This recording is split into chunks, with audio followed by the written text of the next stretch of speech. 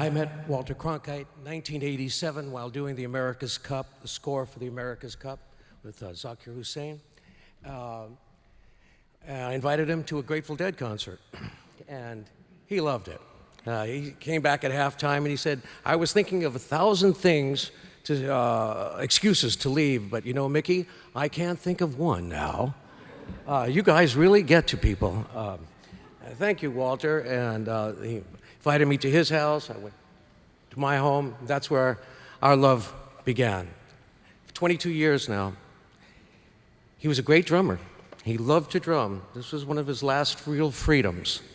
And during one of our, he would say to me very inquisitively, he would say, well, Mickey, when do we know we have the groove?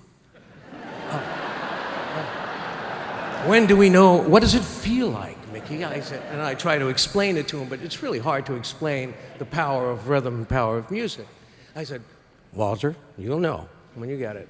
And maybe 3 or 4 years later, we were playing, and he played every day before dinner and after dinner, actually. Anybody who walked through the door was subject to the drum, as Mike Wallace could probably attest to.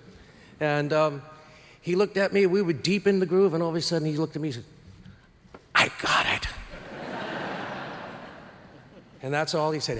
I got it, I know.